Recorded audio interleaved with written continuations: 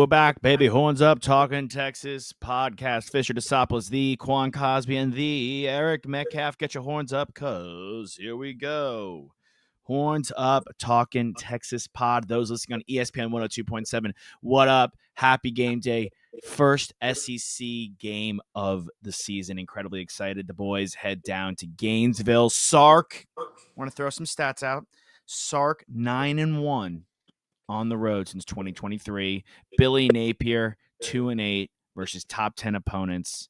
This could be one of his last games. Don't want to get over the skis on the sidelines for the Florida Gators, coaching for his job as the boys head over. By the way, Arch, facing off against Florida, Peyton Manning has never beat Florida in his career as quarterback for Tennessee. A lot to cover here, fellas. No Baxter in this one. Wisner questionable. Ditto with Mosley, and ditto with Kobe Black. Muhammad's going to be in the game, and that kind of covers the injury bug for what we have going on in Burnt Orange. Before we get into keys of the game, I like starting off with this one.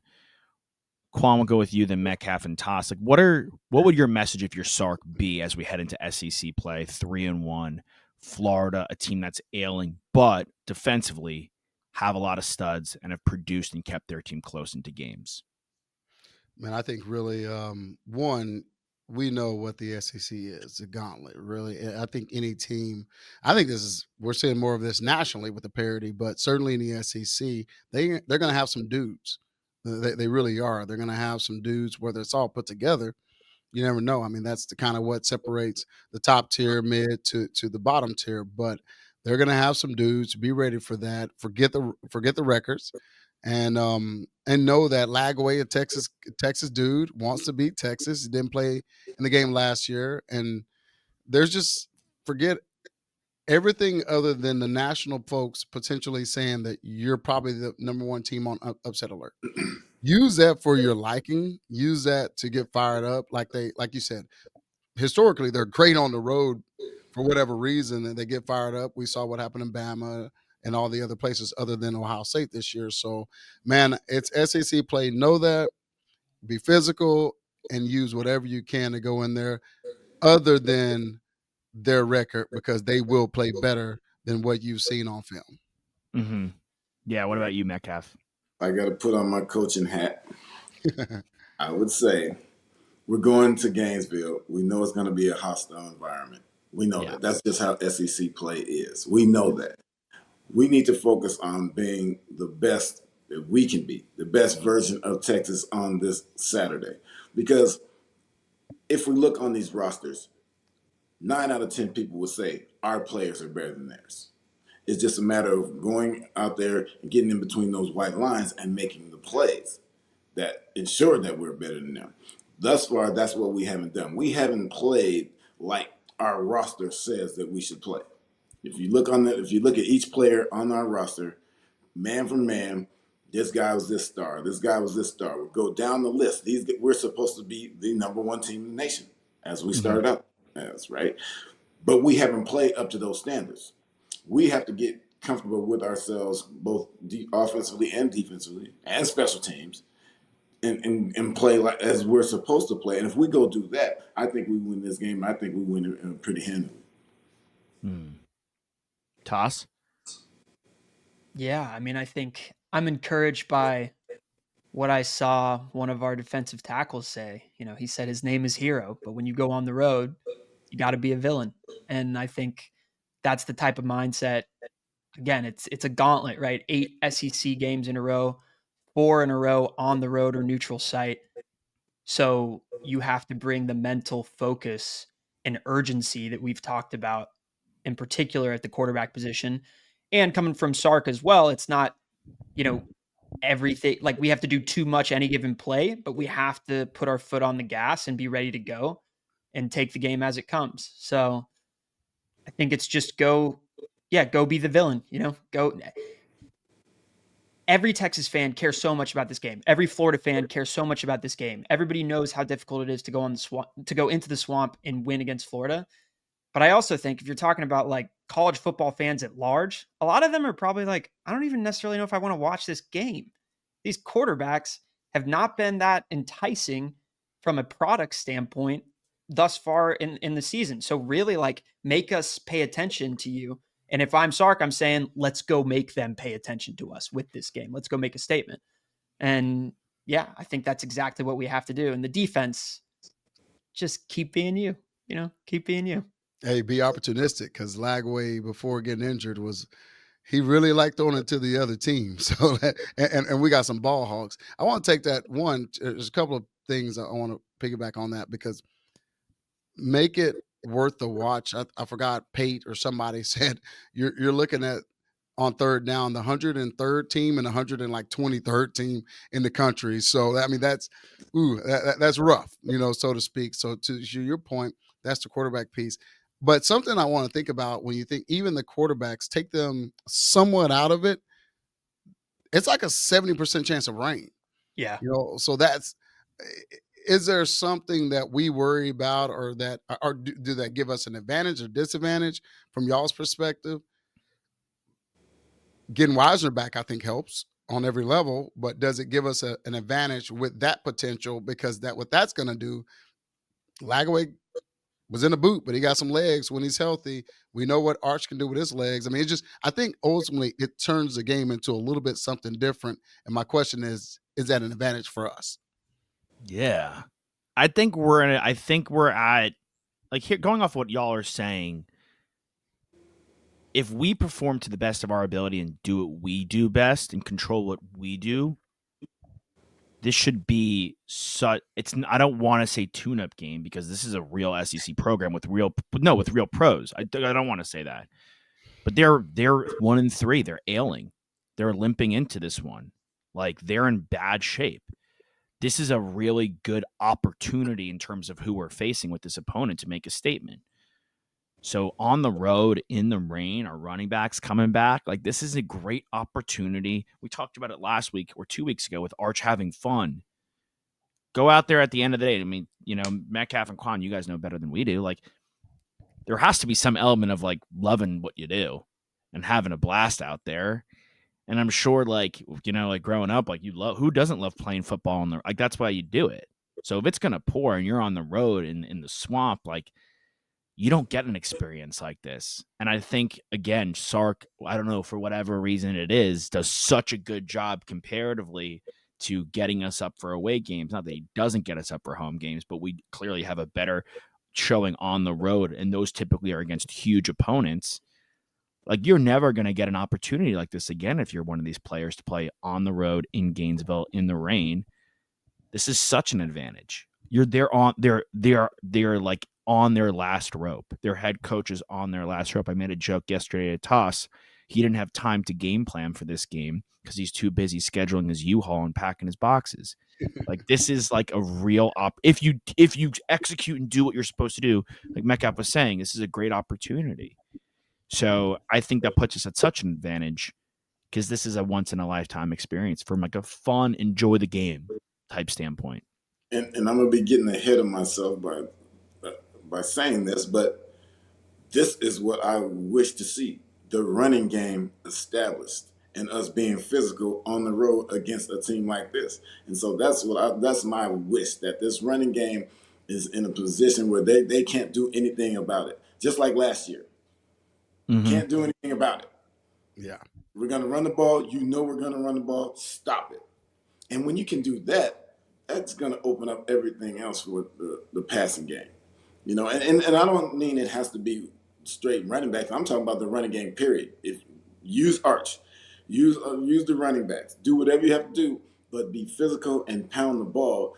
Put them in a position, because that's demoralizing to a defense. If you're running the ball and they know you're running the ball and you can't stop it, that's demoralizing. And that's what I think we need to do in this game. I mean, just being physical. Yeah, I mean, on that note of, like, what we want to see, I almost jumped into it when you were talking. Like, one thing you brought up, third downs, clearly a huge issue for us. That at some point the shoe has to fall. But we are also the most penalized, and we've hit on this so many times. We are the most penalized team in the nation right now, on average, per game. Shoot yourself in the foot team per game. Clean that up. Clean that up. You want to get physical? No, we are. Like, statistically, I know you're making that face cue, but we are No. statistically. I'm actually just perplexed because I've watched Sark now for 4 years, and that's never been the case. What's so different right now? I mean, really, actually, it was a polar. It was the opposite. He was always in kind of the top, the lower portion of the country in penalties, averaging 3, maybe 4, or whatever. It just that was never an issue in the past. I guess that's why I'm making a face going, "You're right. We are in the worst times possible. We're bad on third down because if it's 3rd and 4, we get a penalty. It's 3rd and 9, and you're talking about a percentage that goes from okay, even at 3rd and 4, you're up to maybe 40% of the time you get that. You go to 3rd and 9 and you're like at 14% of the time you get it. And so those little things like that matter into the actual flow of the game or other really big statistics. I guess I'm just a little bit confused because there hasn't been a lot of change on the coaching staff. Clearly not the head coach. Certainly personnel has, but I know how he coached. I know he emphasizes this. What's not clicking, what's not registering, like, you know what I mean? So that was more why I was making the face, because I see it, we all see it, and we get frustrated, but I don't know, man. What changed, I guess. I think youth maybe. And sorry, I want to apologize. We're the tied for 104th most penalized team in the nation. When you start with 100, forget anything after that. So I don't want. I know I want to apologize. We're not the most penalized team in the nation. There's nothing to apologize for. No, it's 100 and something. 100. Yeah. Well, I don't know.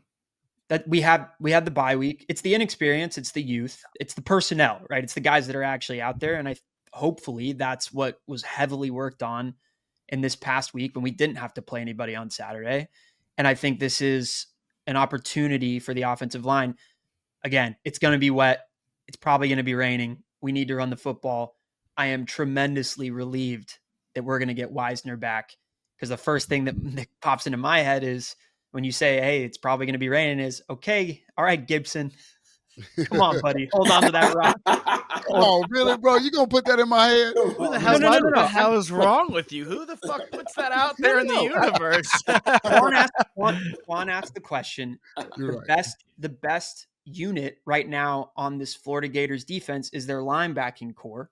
And the reason why that is, and it's not the defensive line, is because you talked about the injuries on our side, Josh, but LJ McCray, Aaron Gates, and probably their best defensive player on the line besides Tyreek Sapp, Caleb Banks, will not be available for this Florida Gators team, which to me then signals, okay, there's an opportunity to win at the line of scrimmage, but that is on our offensive line. We got to get a good push, create some gaps for Wisner to take advantage of. But we've seen him tote the rock 30 plus times in a game on the road last year against A&M. So I know that there's that reliability there, and that gives me a lot of assurance. The other thing that makes this so interesting to me is the wrinkle that the worst aspect of the Florida Gators defense is their pass defense. But if it's rainy and it's a gross game and we already don't necessarily trust our quarterback to throw the football, not to say it's a wash there, but there's some uncertainties and we can't rely on an air raid style approach to pick apart this defense, nor do I necessarily trust Arch at this point in his development to do that. So this is going to be a gross football game. So if you're not a Texas fan or not a Florida fan and you didn't want to watch this game before, you probably don't want to watch this game. But I tell you what, like, that'll really show us what our team is actually made of. And on the flip side, for our defense, I think that just makes me even more excited for the opportunities that are going to be available. But Jaden Baugh, I think their running back is their most talented player on their offense. They should get him the ball as much as possible. So, if our interior of the defensive line stops things, we get them further from the sticks. They're in, 3rd and 6, 3rd and long situations. That's where our edge rushers really need to win, especially the offensive side of their offensive line, the right side of their offensive line. So whoever's lining up, whether it's Simmons or Moore or Vasic or any of those guys that are going to be out there, like, they're going to have to win. And then they make Lagway pay, and it's slippery out there. And we know everything can change in one play. When it's slippery like that, you get to the quarterback, you knock that ball out, and all of a sudden, like, we're going the opposite way with good field position. So this game's going to be messy. I'm excited about it. No, I'm not trying to be stressed. This weekend was so nice because I could just watch Yes. football and just feel good. Don't even have to worry about a thing. Now I have to get back into stress mode. Nobody wants to be Yeah. stressed. Yeah, but don't you think because our defense is so good, Metcalf, that like that is where we can thrive? Like we can it's a Yeah, position that can be favorable for us in yeah, this but matchup. yeah, but we've turned the ball over as well. It's true. And then so I don't want to see those things happen in the rain. Those Yeah. things happen in the rain, and so I don't want to be stressed. I want us to go in there, be physical, just pound it down their throat, just be physical and put them out their misery early. Yeah. I Well, mean, and that's I think even that piece of it, you got a 6.5 point spread. It's gone up 7, right? I think. 7 now. So I some things are happening. I think there's some doubt because even I mean, there were some people nationally saying, "Oh, Lagway's done. He's going to check out and transfer because of the worry about Napier." So there's so many levels. Go prove them right. The crowd's not sure. They've been before the season started, they circled this game, and now they may not have a sellout. There's going to be a lot of burnt orange in there, and so to your point, Metcalf, make it right. And I'm going to take it to a whole new level. And I try not to do this very often. But the game the following week, the team that turns the ball over less and has the most rushing yard wins that like 90% of the time.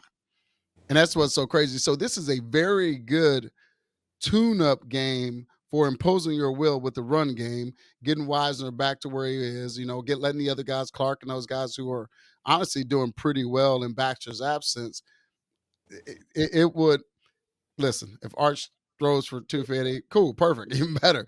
And then but if he throws for 250, honestly, I think we're gonna Metcalf, you're not gonna be stressed at all. But if he doesn't, and we run for 250, which I think is even more important. I think I like our chances, especially with that defense backing us up, because as good as their running back is, in the last 2-3 years, even playing the Alabamas and Georgias of the world. No running back. I don't know that a team has had 250 yards collectively on us in that time frame. So I like our chances because of our defense. But yeah, impose your will on the road. Run games travel. Run game is boring. The crowd hate it, but the home team or the team that's doing it is loving life. Winning's not boring. Oh No. no. It's not boring. It's never been boring. No, no. Well, and I'm more thinking it's run game's boring from a standpoint of if Right. you're at home. I Right. mean, Yeah. if they're just pounding at 6 yards a pop on you, eh, that's demoralizing. I mean, they're like, Yeah. really? Come on, man. If you can't stop that, it's going to be a very Right. long day, and that's what we would love to see. Yes. Yeah, I just trying to check EQ. Last year I believe they ran for 197 collectively as a whole against us. So under 200 and under that. I don't think anyone. I think the most against us has been 240 A&M, but I'll have to double check. Yeah, I about to say, I That. was saying, I don't think a team in the last few years have done it. And them did a pretty good job, it says, especially with Reed and all that. But and you're talking about NFL backs, but yeah, man, I really do like where we're going into this situation, and uh, to start the SEC in this way when we're still developing after a bye week as a team on the road, potential weather. It's all needed, and but more than anything after that bye week we need to go in there and change kind of some perspectives about who we are nationally, because we saw a couple of weeks ago, and this stuff don't matter. At the end of the day, you win your games, but it does matter when you have a bye week and you go down in the rankings and you didn't lose, and especially when the other ones that potentially went in front of you maybe had a loss as well. And so the facts are this: we lost to the number one team in the country right now by a touchdown at their spot. But the uncertainty at with our offense is why we're moving up and down and not even winning or losing, because we beat the crap out of our last team, so that should matter. But they're not giving Sam their love, and quite frankly, they still aren't sure about us. It's a very good time going into the SEC to make them more sure. Yeah, You know, absolutely. I think us being moved it's not it's more about the other teams as opposed to being about us because we haven't played anybody since week one, but these other teams in the last couple of weeks have been playing also ranked opponents, and so they're losing, but they're losing to ranked opponents, and so that's why they're jumping us or moving up or moving up ahead of us, because it's not about us, because we haven't done anything. We just have to look better. No, Mhm. yeah, it's not. But I actually think we're kind of they're giving us a lot of credit, even though we haven't beaten anybody yet, in my opinion, because we're still a top 10 ranked team, and they're putting a lot of weight behind that week 1 matchup. And obviously, like, our team feels different than we felt in week 1. Ohio State certainly looks different. They look like they're getting better every single week. Satan's getting more comfortable. If I were an Alabama fan, we just went and beat Georgia, who hadn't lost a home game since 2019. And I'm behind Texas, who's got 3 wins against 3 nobodies and a loss against Ohio State. I'm like, well, what is that win worth? We went into Sanford Stadium between the hedges, and we're still not ahead of Texas. Like, so Well, they to also me, got beat down by Florida State. So yeah, I agree with what you're saying, but they took a beat down for Florida State. First string, second string running backs were out. Wide receiver Ryan Williams had a concussion the entire day. You look at like the actual realities of the situations, and like sometimes the committee doesn't, right? And so that's just the circumstances. But to me, it indicates that they want us to be good. They want us to be one of these top 8-6 teams. And so, we got to go and take care of business. Yeah, I mean, the spread is interesting. It feels right, given like we haven't shown really who I think we are. Florida's obviously, posing a terrible record, 1-3, but they've also played 3 games straight against ranked opponents. So they're, that's another thing where it's like you look at all the different statistical things that we can throw out about them and how bad it's been. But they have probably the toughest schedule in all of college football, and that's not going to change after they face us. It includes us, and it'll continue past this point. So it's just interesting things to throw out there. It feels like the spread is correct, and the over under is 41 and a half, which to me is like, God. I think it's going to go under. Just Oh yeah, for on prediction. sure. I Dude. yeah. You have to take the under in that one. I think it's just gonna be a very heavily defensive battle. Yeah, I mean, absolutely defensive battle. That's what that indicates. And I think, per the ring, national media, whatever, at this point, and then Quan, credit to you. I think you're taking some of what I do and drinking, getting some Kool-Aid on the national side of things. But you always say, and you said at the beginning of the year, who cares what we're ranked right now? All that matters is what we're ranked at the end. Like, Penn State's ranked ahead of us. They lost at home in their whole whiteout shenanigans, and they blew that. Like, and they by the skin of their teeth came back. Like they almost blew that terribly. James Franklin again can't beat anyone big. We just keep going in and doing and taking care of business. I think we're gonna be fine. So Metcalf will start you, then UQ, and then Toss will play some little around the horn stuff to close this out. Texas wins if I already said it. Yes, sir. We run the ball down their throat from start to finish. If we control time possession, control the ball, get ourselves in third and 4 or less position, we will win this game. Because we have better players on the roster. I think we have a better coach. We just have to go out there and between those white lines, do it. That's what's been the problem. That's why teams have jumped over us, because we just haven't looked the part. But we can still play the part. Mm-hmm. We just go out there and handle our business. And that's all I expect us to do, is to go out there and run the ball, make some throws when they have to be made, and make plays, and we win the game. I like that. And I honestly, I'm going to piggyback on it in another way. We run the ball, make the throws.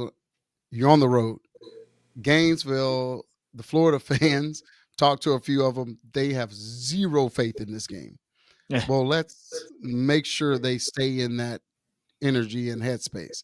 Don't turn the ball over. Texas wins when you're on the road if you take care of the ball from an offensive standpoint. Now, I don't want to get anybody else's deal, but defense, get all you want. But from an offensive standpoint, which is why the over is 41, there's not a lot of optimism about this being a shootout. So regardless of what it ended up being, We take care of the ball. We get points on the road. Take the points, please, whenever the opportunity is there.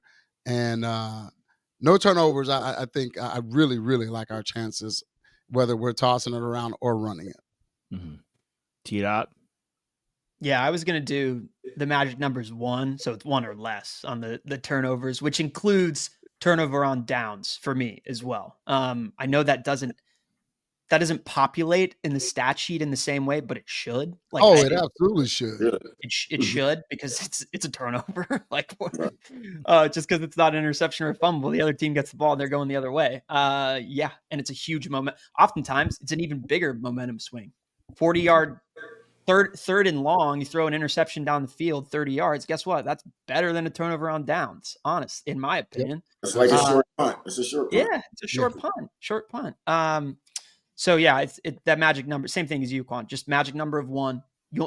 I'll allow 1 because look, things happen in this game, and if it's raining, crazy stuff could happen. It's the swamp. We'll allow 1 as long as we get more. Yeah, win the turnover battle. No, but I think what we're saying. I think if it's 1 or less, we win this football game, no matter what. No matter, it doesn't mean that we have to get 4 interceptions. I still think that we have enough talent, like Metcalf's saying, where if it's 1 or less, we win this game. I'll go. Thank you. I'll go. Texas wins if we half our average per penalties. Like I said earlier, we average 8.5 penalties per game. If we have less than 5.5 penalties this game, that's how we win this game. Easily, handily, clean, mistake free. Don't beat ourselves. Don't set up second and longs, which is something, I know you said that in the past didn't feel this way. I did feel last year a little bit with Quinn that there were often times where it'd go from 2nd and 8 to 2nd and 13. Mm-hmm. And that would kind of dictate where Sark went next. And without putting all the blame on one guy, though, it was often one guy that put us in those situations last year and not any given one of the offensive linemen. It was really, and it kind of has been that way right tackle has been a tough position for us the last 2 years. Yeah. And the problem this year has been, it could be our center, it could be our left guard, it could be our right tackle. It's not often been Gooseby on the left side, but it's basically any one of those other 4 guys. And that's an issue. And it could, the cadence too, from, coming from our quarterback as well. Like, I didn't feel that it was often Quinn's fault that we were in those positions last year, personally. Mm-hmm. And that's the pre-snap one. We're talking about explosive. The worry about our offense is real. Ultimately stats don't lie. But there's probably 9 plays where we had explosive plays and a hold brought it back. I mean, and so to your point, it's just, and I'll tell you, there's a common theme and denominator with what everybody's saying, where Metcalf saying, hey, run the ball, impose your will. Of course, I'm saying no turnovers. Toss is giving them some grace with 1, and you're saying cut out the penalties. After a bye week, these are all things you 1,000% work on. We're going, hey, man, y'all had a week to rewatch all this film, watch the first 4 games. This is what we did well. This is what we didn't do well. And last but not least, this is what Sark is talking about in the media. We have to cut all this stuff out. So we're not saying anything that they aren't at least acknowledging publicly. Now, translate that to on the field, which is why we're all so big on player responsibility. We've heard Sark say it, but Sark is not making anybody jump off sides. Sark is not making anyone hold or all the above. So it's these players' time, even in their youth. I'm sorry, you're 4 games in now. You're 5 games, about to play your 5th game. That youth matters, but it's time to go. You've been there, you've done it, you've heard it, and you practice all summer for it, and it's time to. And you're going into conference play, and this conference is real.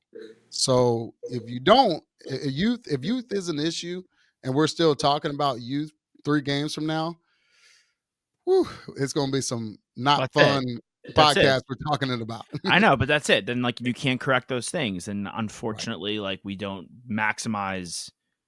I mean, we were talking about earlier, yes, realistically we should be stress free because we're better on paper, but the game's played on grass, as we all know, right? It's a hilarious meme. Turf. Yeah. It's a hilarious meme I love seeing thrown around. It's the quote of I think it was a soccer coach in Premier League was like, "We were the better team on paper. Unfortunately, the game is played on grass," which I always think is like a hilarious quote. If guys can't grow up and guys can't get acclimated fast enough, like we're not gonna be the team that we should be talent wise, skill wise. I'll go X Factor those in a positive way. X Factor for us, leading the team by 1, but he's leading the team in picks right now, and he's come on really strong. And when we first started the show, someone actually in our comments threw it out his name, and I was like, oh, that's a really good toss out, and that guy was right. Jelani McDonald, I think, has been really fantastic for us. And, in a turnover-prone type game against Lagway, I'd love to see him come away with an interception, kind of going what you were saying, Toss. You want to see us win that turnover battle. I'd love to see Jelani McDonald be that guy that gets it and continue to strengthen his lead and bolster his lead in terms of turnovers for us. X factor for me will be, and this is funny because I'm going to say a receiver, but it's not just about receiving. Wingo coming out party, a couple of big catches. We've been waiting on it. We've been looking for it, and I know his confidence is up. But if it's a nasty, ugly game, it's not just about the 40-yard pass. It's about the speed sweeps he does. It's the very safe play that with leverage and slip feel, good luck catching up to him. I mean, come on, Metcalf, you know that well. Let me get it on a speed sweep, and it's a little bit wet. You're one cut from housing it. And so I think those safe plays, a shuffle pass, speed sweep, different thing, a screen, a little screen, inside screen that you can run. And I think Wingo can be huge and build on his coming out party with his boy Moore back. You can go, Toss. Oh. Okay. All right.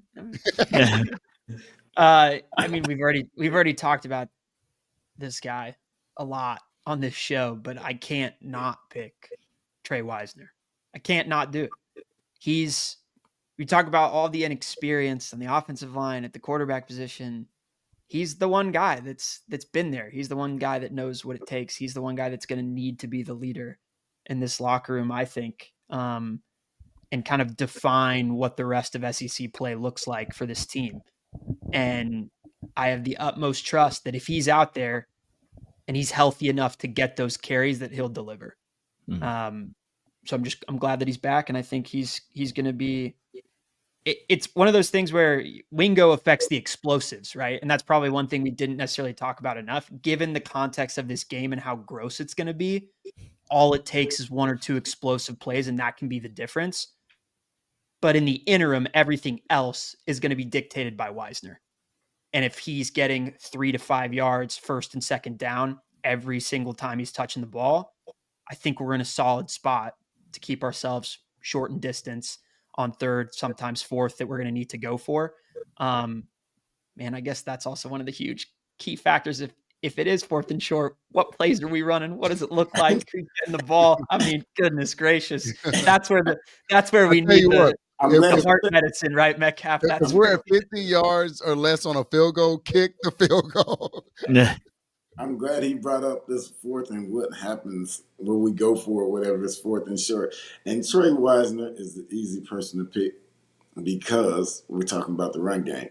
But for me, I have to cheat in this particular one because I have to say it's the whole group of linemen is the X factor for me. That's the whole group because I need them to go in there and impose their will. In order for Trey Wisner to go out there and rush for 4 to 6 yards a carry, he needs those guys.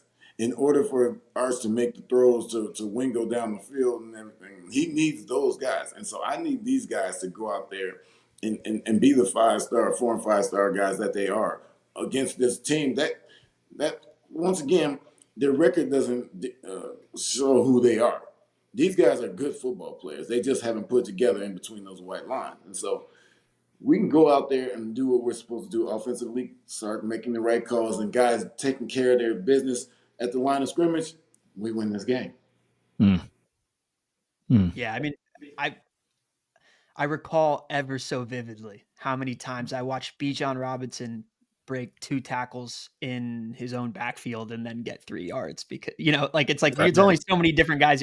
He beats 4 guys, but the first 2 touch him behind the line of scrimmage, and then he ends up with 3 or 4 yards. And I'm like, I promise you, the rest of college football, we're not just saying that he's the best running back in the nation because we want to and because he's a Texas Longhorn. He's actually that good.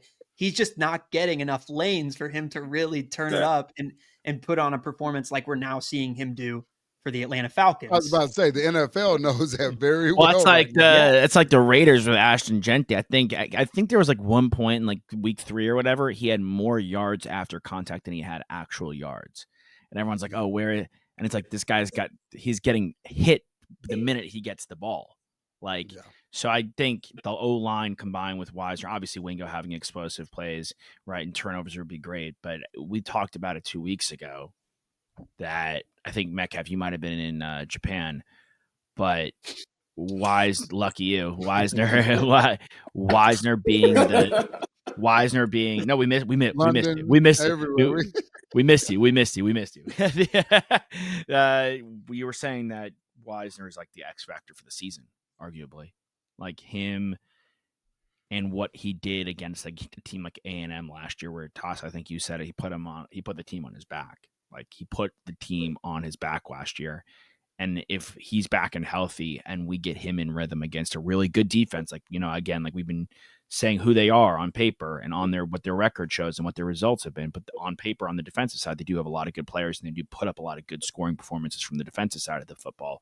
If the O-line imposes their will, like Metcalf is saying, and Wisner is that X factor player that we all think he has to be for the rest of the season, I'm excited for our team. Not only will it be a fun game, obviously with the rain and whatnot, like we've discussed, but I'm excited to see what this team can grow into. And hopefully this is the week we grow into it. Like also you were saying, Q, like we have to age a little quicker than we want to. Fine wine has to become a little quicker.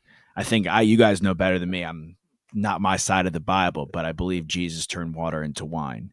And I think we need to start turning some water into wine this weekend. I feel like this is like the perfect game for us to jump into SEC play with. I agree. It's like a team that no one really expects anything from, but they're still good. When we're talking about Florida, they're still good, and so we're not going straight into, say, Alabama game or straight into Oklahoma as well. We're going into Florida who, like I said, people don't expect much from, but they play good football or can play good football. So this is the perfect game to go forward in the SEC. Mm-hmm. Yeah, and I'll just say, like, we're talking a lot about, like, I picked Wisner, and he has to set the tone, obviously. But you watch that Oregon-Penn State game that goes into double OT, and they had 5 guys, including their quarterback, who had 4 or more carries in that game, 2 of which had 7 or more, and they're both true freshmen. So if you're Clark, you're Simon, or you're James Simon, who, he's a true freshman, right? From Shreveport, Louisiana. Like, he's got some touches over the last 2 weeks. You talk about Jarek Gibson. Like, those guys have to be ready, and they have to be just as efficient and hungry for those opportunities and to win when they get those opportunities as Wisner. Of course, he sets the tone, but if we can come out of this game not only knowing that we can lean on Baxter, we can lean on the offensive line, but that we have other guys that are ready to go right behind him too, because he's questionable, right? He's going to play in this game, but we don't know what percentage he's actually coming into this, that he might be 85%. He might have to go. We're going to need these other guys to step up too. We're going to need Arch to utilize his legs as we keep calling for, and as he's demonstrated, in particular in the red zone. But on those 4th and shorts, he might get his number called, and he's got to be ready to convert. And he's got to be ready to not bail on a play just because it's an easier decision to make. Like, it's gonna have to be a little nasty, that taunt that he did at the end of that touchdown. Like, we need that energy from him on the road in particular. So I just sometimes I hope our guys are paying attention to what some of the other teams in college football are doing. Not like actually, the tape, sure, because you have to if you're scouting them, you're playing against those teams. But like, there's no reason why Simon and Clark and Gibson can't be important for our team down the stretch just because we're getting Wisner back, and next week hopefully we get Baxter back. No, I think Gibson should be. I think they have to be because Wisner being back after not playing for 3 weeks, I don't care if he's 100%. That win's going to have to get up. I mean, there's Mm. get back healthy speed, and then there's game speed. And it just takes a couple of weeks to get that truly back under you. So if we can use Wisner like we always have, and especially give him some breaks on, third, fourth down where, we're either short yardage or somebody else is picking up blitzes for him. That just, I think collectively it's going to be by committee, whether Wisner is the X factor, but it's going to be by committee, just by timing, getting back. We don't want to, quite frankly, we do not want him to come back and run the ball 35 times. I think 20 to 25 is plenty, especially if he's busting them for 6, 7, 8 a pop. But managing his return like you do in baseball with pitching and all the above, but you do it a lot in football too, managing that with some positive stuff and letting those other guys continue to grow and eat, I think would be huge for the big picture. Yeah, I think, you know what, Toss? I gave you crap earlier about putting that juju out into the air with Gibson in the rain.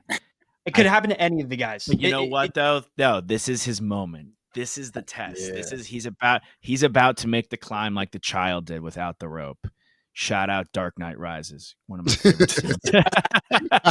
This is his test, dude. It's the perfect place for him to get over the fumbling, because I think I watch him, and I think we all do. Like, he is such a bruiser. The talent the talent could totally be there if this could totally dissipate, and he's getting 10 carries, no fumbles, and he breaks one, but he's getting that 4 yards, 5 yards, 4 yards, 5 yards. That's what we need him to be. I think this is a great game for him to impose his will and get out of that fumbling funk and put that in the past rear view mirror and be that guy that we need him to be, that third running back, second running back at times for the rest of the season. Because, like, you guys are both right. Like, we need these guys. You need depth in college football. You need a variant of guys stepping up, because you just never know, like, when your number is going to be called. I mean, like, dude, like you talk about Ohio State, like, a number of years ago, he played 4 games. He practically retired Cardell Jones's jersey. He was almost a first round pick from him, but they had the depth. He was ready to go. Like, he was ready to come in and tune up and do his thing. Like, he wasn't even the guy there. So it's just so pivotal that you get these guys their reps and taking advantage of a situation like this. This freshman running back, Jordan Davison, for the Ducks, he's like 4th in carries on their team. But when the distance is 3rd or shorter on 3rd and 4th down, he's had 10 plus conversions. He's a perfect 100% on conversions, which is ridiculous. But it's like, go be that guy. Like, every room needs a different flavor, and if you can give that, and Gibson is like low center of gravity.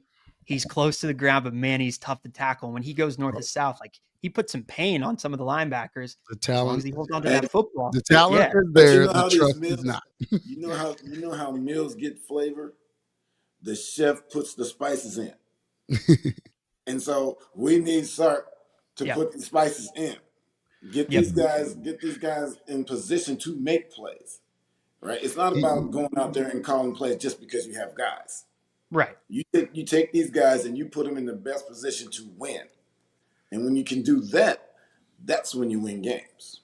Listen, he's put that spice in. The talent is there, but the trust needs to get back in there. I know. And when I mean that, I mean don't have us running slow developing plays when we can't protect.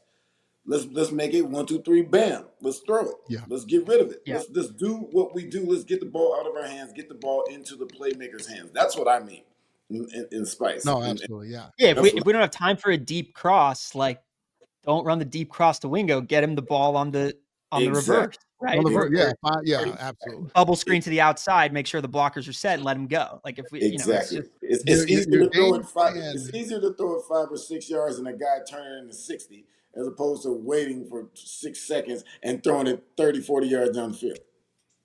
In the rain. Have a game plan that the players have to adjust to. You should adjust your game plan to your talent, and that's exactly what you're saying. Well, you're saying Metcalf and Toss. So and then guess what?